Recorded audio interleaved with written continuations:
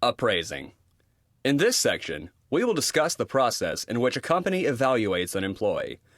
This formal process is called a performance appraisal.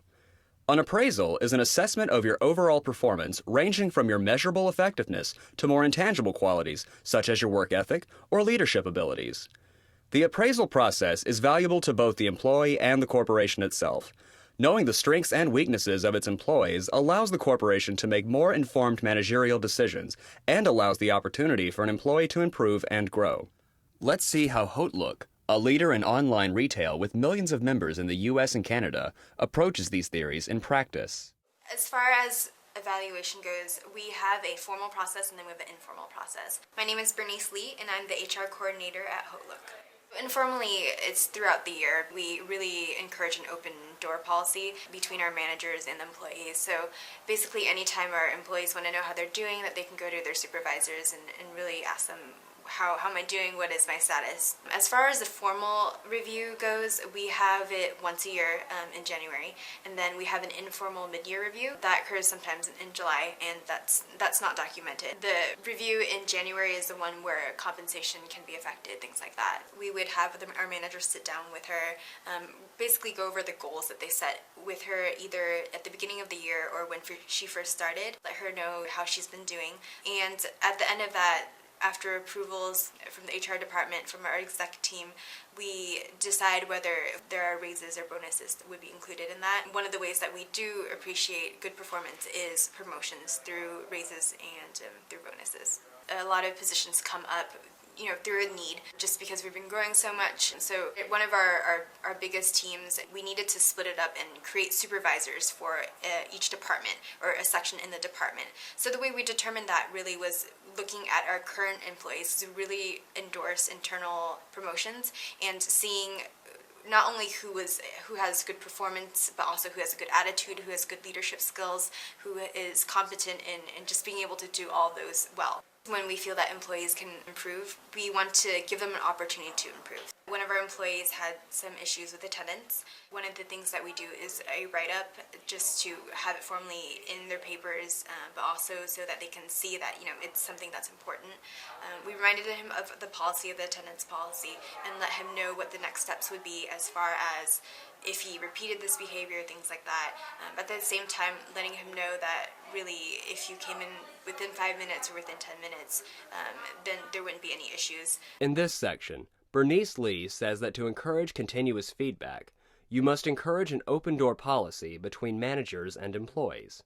You must also have informal mid-year reviews in addition to the once-a-year formal reviews. In evaluating someone for promotion, they not only look at the person's good performance, but also someone who has a good attitude and good leadership skills. And when one employee had an attendance issue, a report was written as a formality, but also to emphasize to the employee that of its importance. Based on what you saw in this segment and read in the chapter, what appraisal tool would you recommend using at Hautelook.com and why?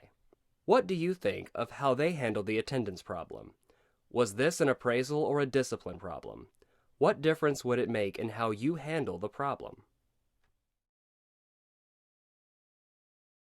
Our culture is very relaxed and very fun. So sometimes there are these issues where you would question the fairness and the accuracy of the appraisal.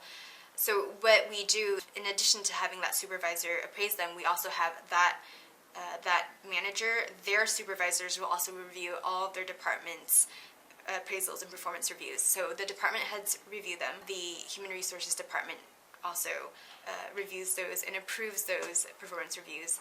The executive team also has a final say, so they are able to see that. There have been instances where the review and the actual comments that were given did not really match the actual number and rating that was given to them. So in that case, we revise, and really we don't want to have someone have the final say. We want to have conversations, and we spoke with the managers about the difference between the rating and the comments, and just work with them on that. Employees can do several things to prepare for an appraisal. One of the things is that when they start, or at the beginning of the year from the previous year, they receive their goals and what they are expected as far as performance goes.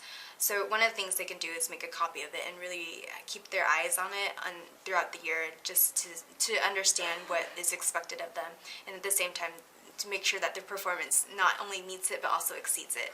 We really encourage employees not just to do the bare minimum, obviously, but to exceed it and have an ongoing dialogue with their supervisor, just so that there are no surprises when the formal review process time comes up. Another thing we would advise for employees is to take the time to evaluate themselves as if they were their supervisors. That's something that really helps, because as a supervisor, you only see what the employees want you to see, really, as far as their performance goes at times. So when you take the time to really see yourself through the supervisor's position, I feel like you would have a better idea as far as what your performance would be. Employees should really take the time during their performance process to communicate with their managers what their career goals are. Really, supervisors can't read their employees' minds, so they also want to help them grow. One of the responsibilities of managers and supervisors is to help their employees get to the place that they want to be. One of the things that employees can do is to reevaluate where they want to go and how they want to get there, what their short-term and long-term goals are.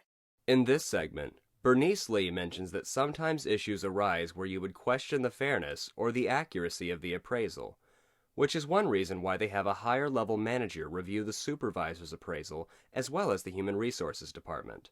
In preparing for the appraisal at the beginning of the year, employees receive their goals and what they're expected to do as far as performance is concerned. Based on what you saw in this segment and read in the chapter, which appraisal problems from the chapter would help to explain the fairness and accuracy issues that sometimes arise in their appraisals? From what you've seen in both segments of this video, what exactly would you do to turn their appraisal process into more of a performance management process? Now take a moment to consider the following hypothetical situation. As a human resources representative, how would you approach the following? If you had an employee who received a rating of 3 and their supervisor gave them very high comments in the comment section, how would you deal with that situation?